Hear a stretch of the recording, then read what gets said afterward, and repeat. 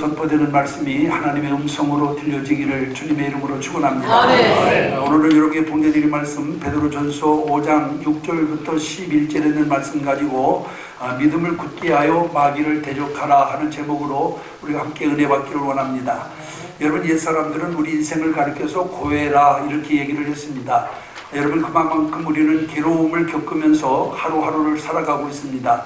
사실 여러분, 우리는 내게 주어진 의무를 다하기 위해서 여러분 또한 많은 고난을 겪기도 하고, 또 우리에게 주어진 환경을 극복해 나가기 위해서도 우리는 부단한 노력을 하기 때문에 괴로움을 겪어야 하며, 또 나쁜 유혹을 물리치기 위해서도 여러분 우리는 고난을 겪어야 됩니다. 그런가 하면 올바르게 살아가기 위해서도 여러분은 평탄하게 갈 수 없습니다. 바르게 살기 위해서는 그만큼 거기에 따르는 괴로움이 따르게 마련이라고 하는 것도 우리는 기억을 해야 되고, 또 건강이나 경제적으로나 가정적으로 어려운 문제들에 부딪혀서 이것을 통해서 겪는 괴로움도 우리에게는 또한 있습니다. 그래서 우리는 여러분, 인생을 살아가는 것이 우리가 생각하는 것처럼 만만치 못하고 하루하루가 고해와 같고 광야와 같은 그런 삶을 살아가고 있는 것입니다. 근데 여러분, 이러한 괴로움은 우리만 겪는 것이 아니라고 하는 것을 성경은 우리에게 분명히 가르쳐주고 있습니다.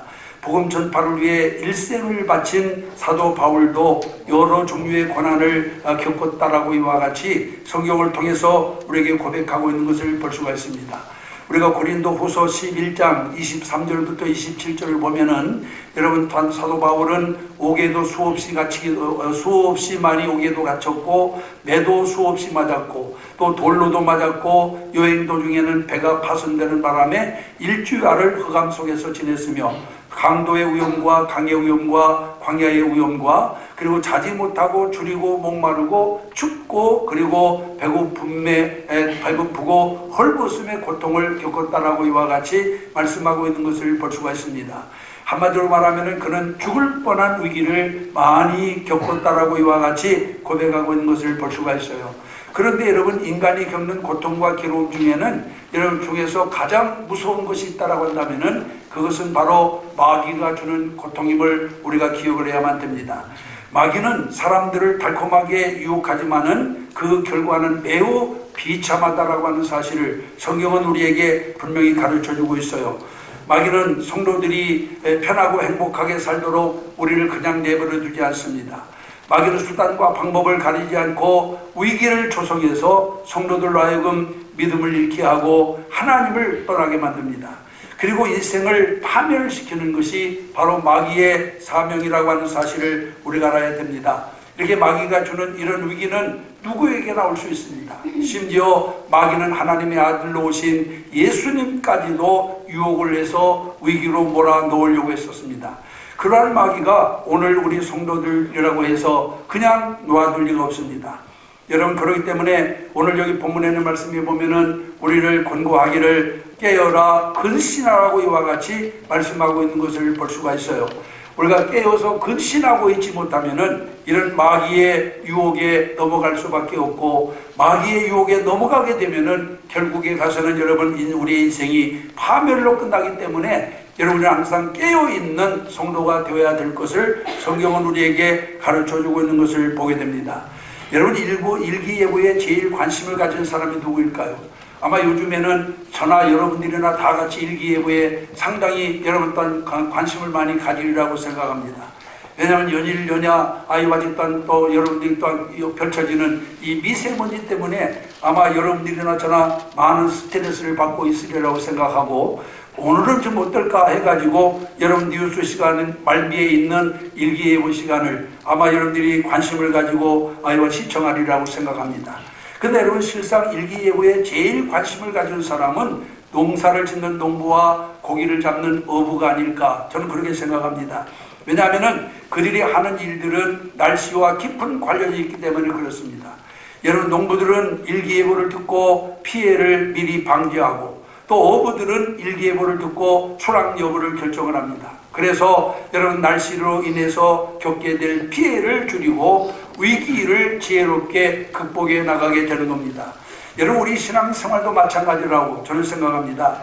마귀가 우리에게 믿음을 버리고 하나님을 떠나도록 위기를 가져올 때 중요한 것은 이 위기에 대비할 수 있는 신앙적 대처 방안이라고 하는 사실을 우리가 기억을 해야 됩니다.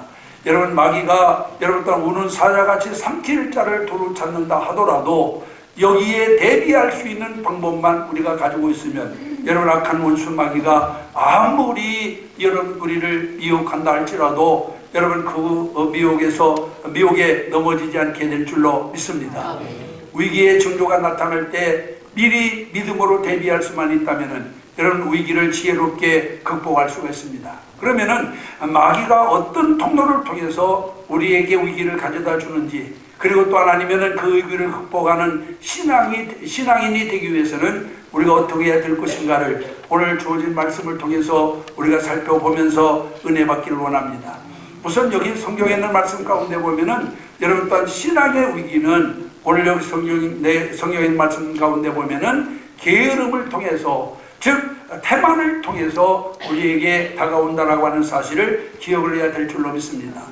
오랫동안 교회에 다녔지만은 늘 자신의 신앙이 점점 퇴보해 간다라고 생각하고 있는 한 젊은 집사님이 있었습니다.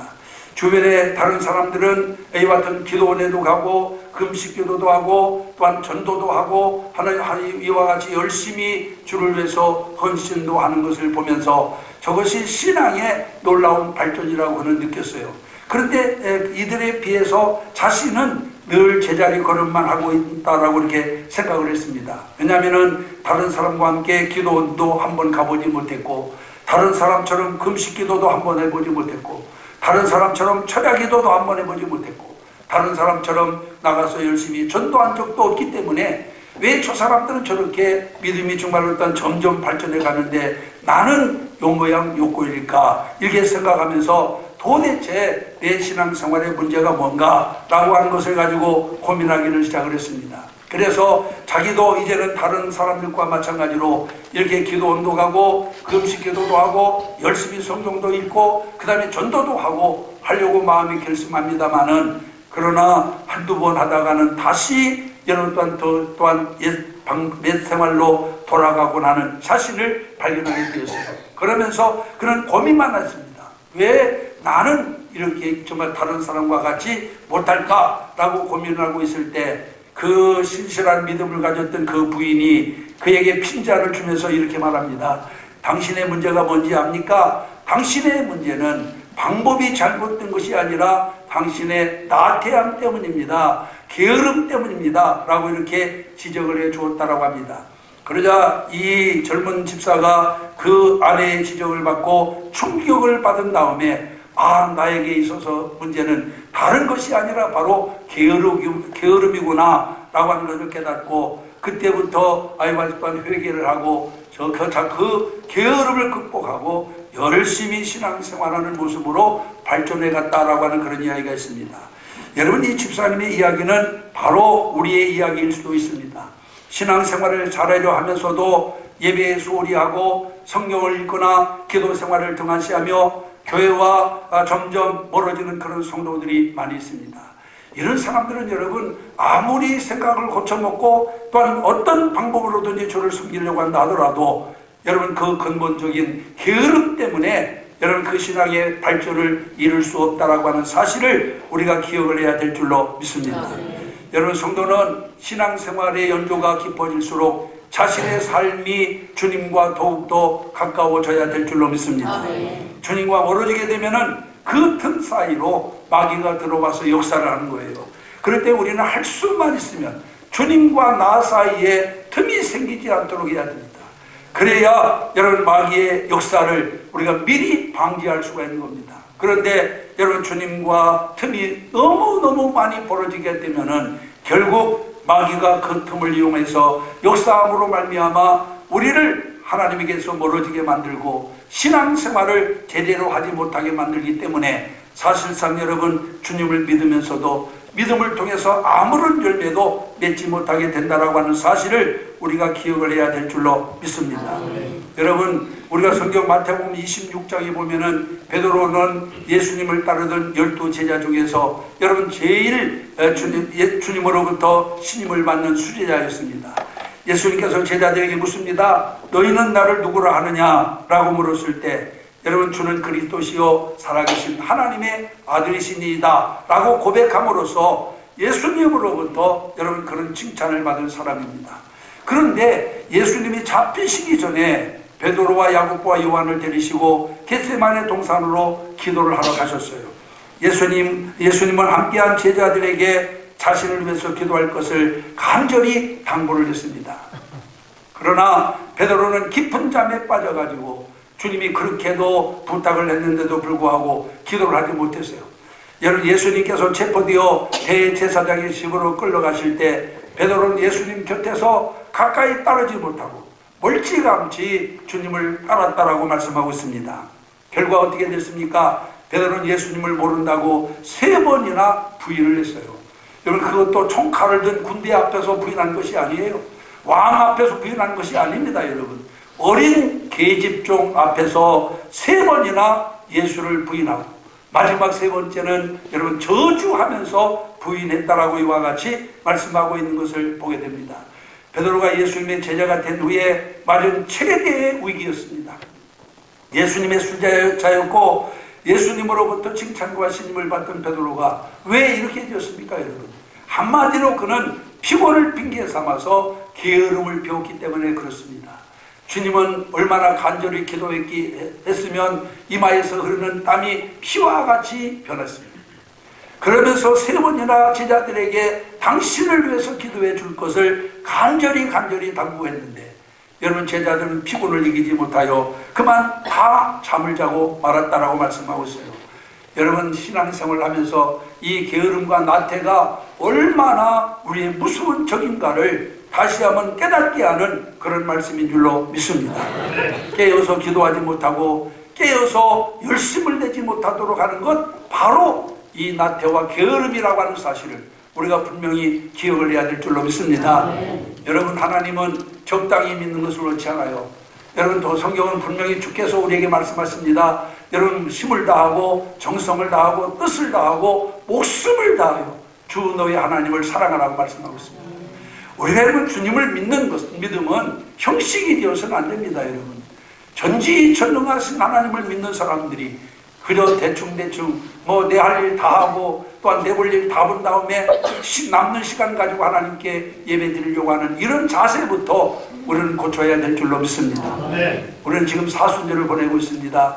나를 위해서 하늘의 영광의 보좌를 버리고 이 땅에 육신을 입고 오셨습니다. 그 주님이 내가 죽어야 될 십자가에 대신 달리시고 나를 위해서 피 한 방울 물 한 방울 남김없이 흘려 주었어요. 그를 우리는 구주로 믿습니다. 이렇게 나를 위해서 영광의 보좌까지 부르시고 나를 대신해서 십자가에 달려 물 한 방울 피 한 방울 남김없이 흘린 주님을 믿는다면 여러분, 우리가 어떻게 주님을 믿어야 될까요? 우리가 그저 대충 시간 있으면 나오고 시간 없으면 그만두고 할 수 있으면 하고 그렇지 어려우면 그만두고 이런 자세를 가지게 되면 여러분, 우리가 진정한 믿음의 사람이 될 수 없음을 여기서 우리가 분명히 기억을 해야 될 줄로 믿습니다. 마귀는 바로 하나님과 우리 사이에 거리가 멀어지면 멀어질수록 강력하게 역사해서 하나님의 주시는 은혜도 축복도 다 잃어버리게 만든다고 하는 사실을 우리가 기억해야 돼요. 사람이 내 노력만 가지고 되나요? 한번 생각해 보세요. 여러분 인생을 살아가면서 어느 누가 정말 자기 인생을 좀 멋있게 구가하려고 하지 않는 사람이 누가 있어요? 어차 돈도 많이 벌고 일도 잘 되고 사업도 잘 되고 또 하나님의 명예하고 권세도 없고, 그런데 그게 내 마음대로 됩니까? 여러분, 오늘 우리가 분명히 알아야 됩니다. 여러분, 하나님이 함께하지 않으면 여러분 우리는 아무것도 할 수 없어요. 여러분, 우리가 할 수 있는 것은 극히 제한되어 있습니다. 그래서 우리는 주님께 가까이 나가는 자들이 되어야 될 줄로 믿습니다. 우리가 주님과 멀어지지 않기 위해서는 그러면은 어떻게 해야만 될까요? 깨어서 기도해야 된다라고 오늘 본문을 말씀하고 있습니다. 여기 보면 근신하라 깨어라 라고 이렇게 여기 말씀하고 있는 것을 볼 수가 있어요. 주야로 말씀을 묵상해야 됩니다. 주님의 몸된 교회와 거리감이 생기지 않도록 부지런해야 됩니다. 또 우리가 주님을 가까이 하면 어떤 위기도 이겨나갈 수 있는 능력을 갖게 됩니다. 주님은 바울을 통해서 이렇게 말합니다. 부지런하여 게으르지 말고 열심을 품고 주를 섬기라 하고 로마서 12장 11절에 보면은 말씀하고 있어요. 그러므로 이제 이 사순절을 보내면서 우리는 잃어버렸던 신앙을 다시 회복하고 사도 바울이 권고한 것처럼 부지런하여 게으르지 말고 열심을 품고 주를 섬기는 여러분들이 되시기를 주님의 이름으로 축원합니다. 그 다음에 두 번째로는 불평불만이 우리에게 위기를 가져다 준다라고 말씀하고 있습니다. 성경에 보면 항상 기뻐하라, 쉬지 말고 기도하라, 범사에 감사하라. 이는 그리스도 예수 안에서 너희를 향하신 하나님의 뜻이니라 라고 말씀하고 있어요. 여러분 이 말씀을 잘 묵상해 보세요. 항상 기뻐하고 쉬지 않고 기도하며 범사에 감사하는 것은 우리를 향한 하나님의 뜻이라고 했습니다. 여러분 예수 그리스도 안에서 우리에게 향하신 하나님의 뜻을 따라 살고 있나요? 여러분 우리를 향한 하나님의 뜻이 뭐라고 했어요? 항상 기뻐하는 것, 쉬지 않고 기도하는 것, 범사에 감사하는 것.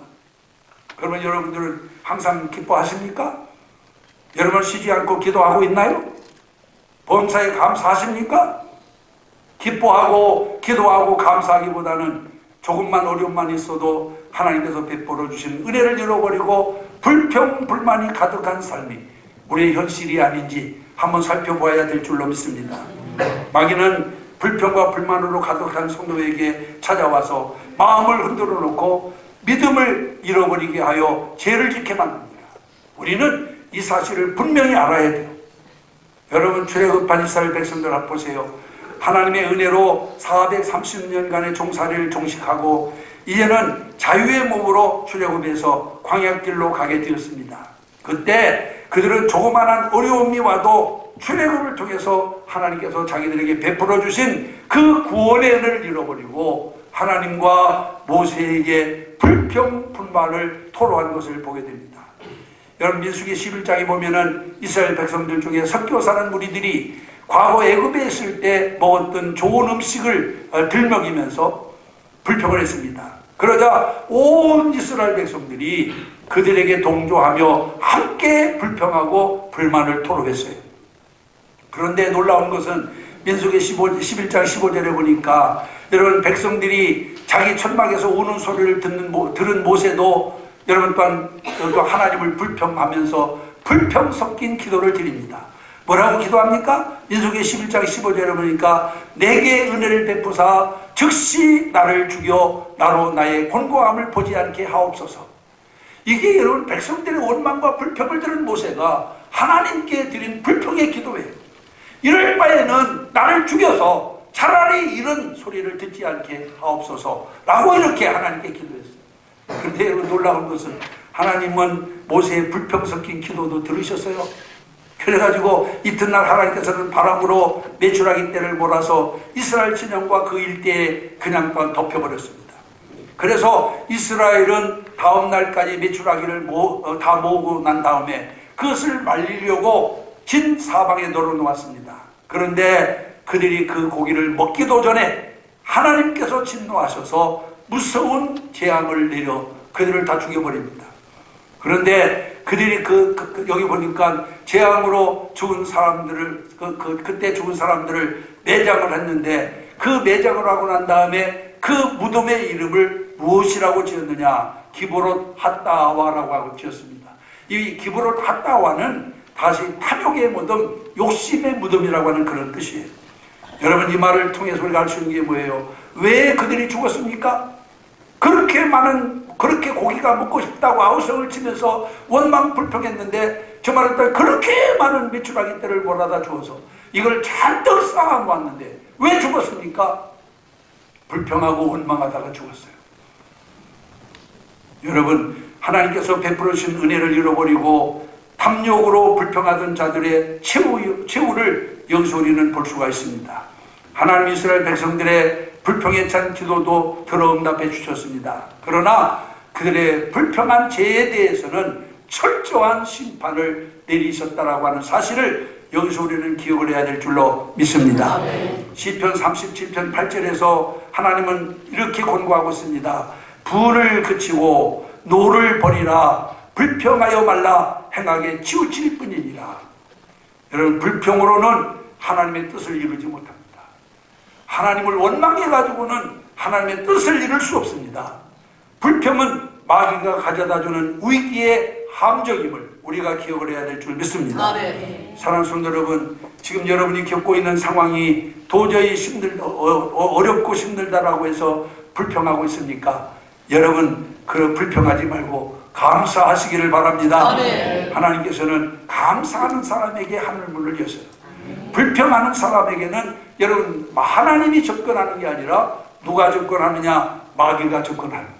마귀가 접근해서 오히려 하나님과 우리 사이를 더 벌어지도록 만들어버려요. 그렇기 때문에 우리는 늘 감사하며 살 수 있는 자들이 되어야만 될 줄로 믿습니다. 그 다음에 마지막 세 번째로는 과도한 욕심을 통해서 우리에게 위기를 가져다 줍니다. 모든 사람들은 누구나 다 욕심을 가지고 있습니다. 그런데 그 욕심은 자신뿐만 아니라 다른 사람에게까지도 해를 끼친다라고 하는 것을 우리가 기억을 해야만 됩니다. 요즘에 이런 사회 문제들이 많이 일어나는데 이 문제들을 통해서 그 사람만 여러분 또한 벌을 받는 게 아니잖아요. 다른 사람에게도 막대한 피해를 끼칩니다.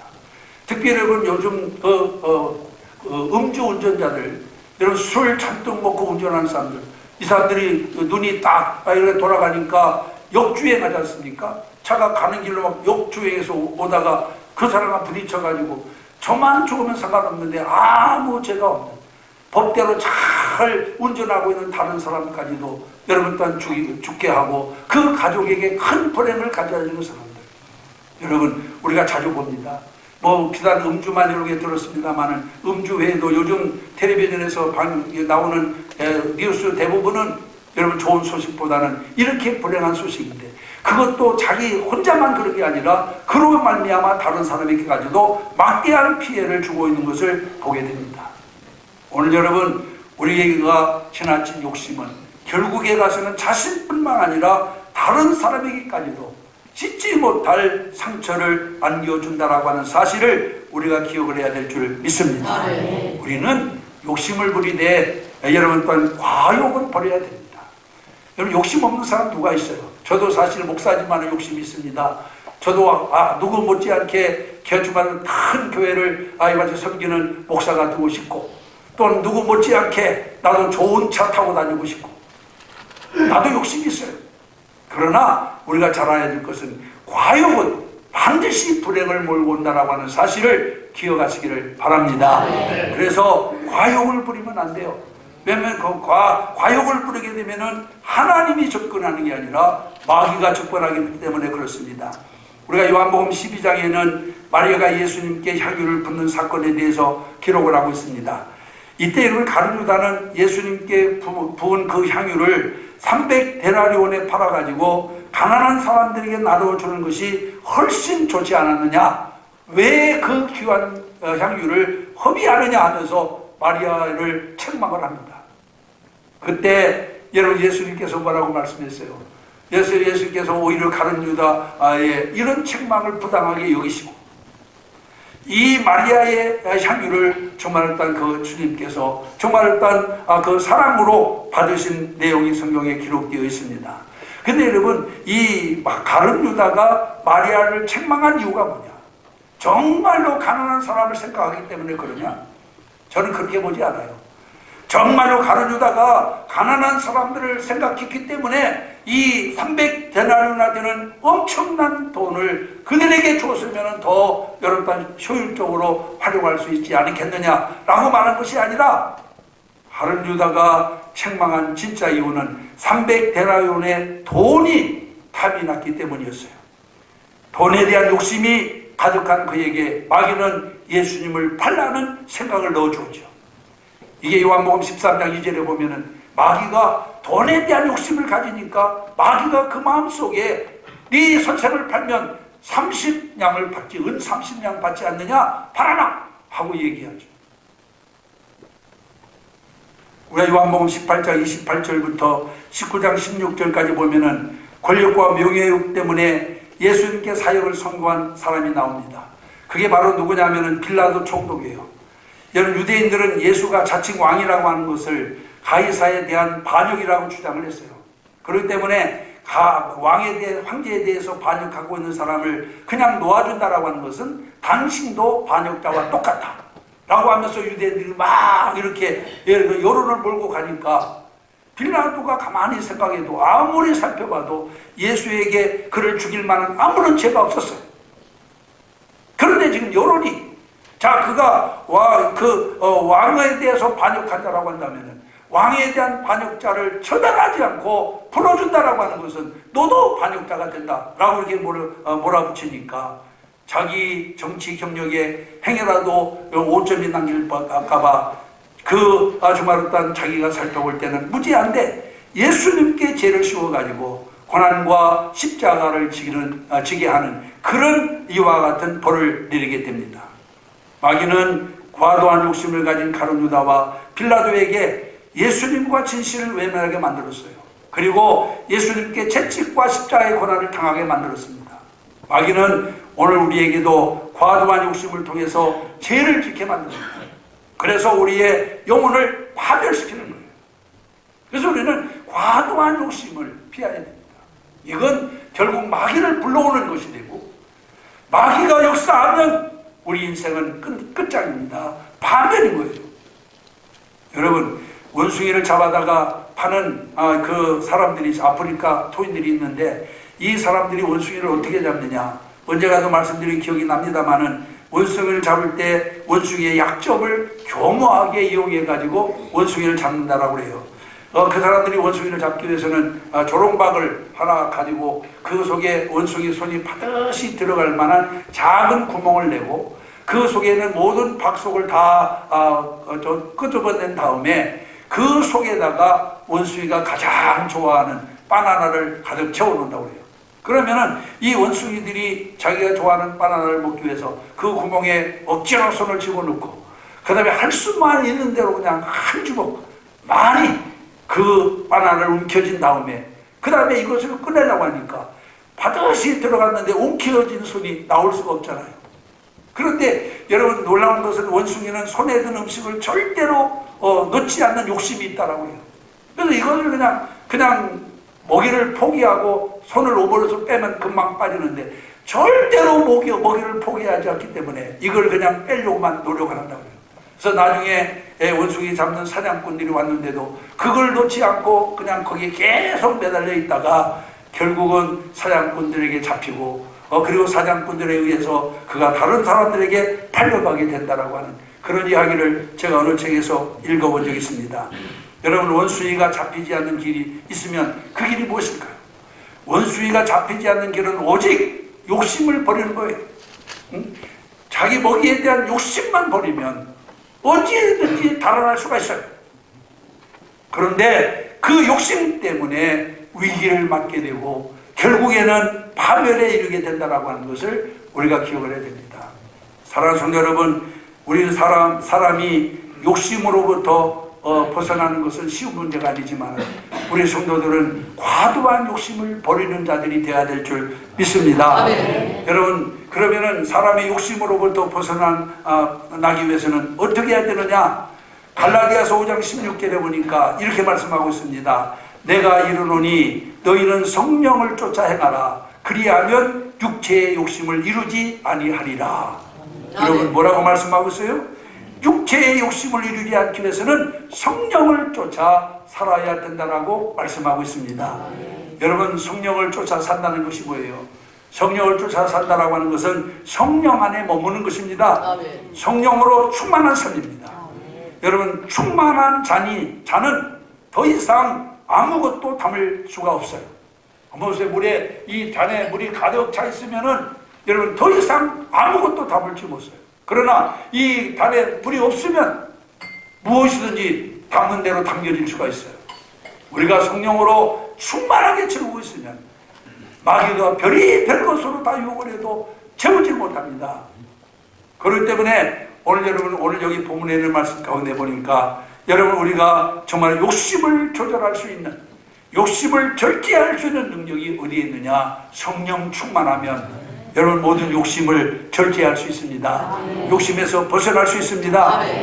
그런데 성령 충만하지 못하니까 늘 갈급합니다. 늘 목마릅니다. 성령으로 충만할 때 우리는 육체의 욕심에서 벗어날 수 있습니다. 욕심을 통해서 마귀가 주는 위기를 피할 수가 있어요. 그런데 성령으로 충만하지 못합니다. 마지막 때는 남종과 여종들에게 성령을 물붓듯 부어주겠다라고 주님 약속하셨습니다. 이제 우리 성도들이 이 주말을 딴 욕심에서 벗어나 정말로 하나님 앞에 합당한 삶을 살기 위해서는 이런 과도한 욕심을 버리고 여러분 또한 이와 제 또한 성령으로 충만한 삶을 살아야 될 줄로 믿습니다.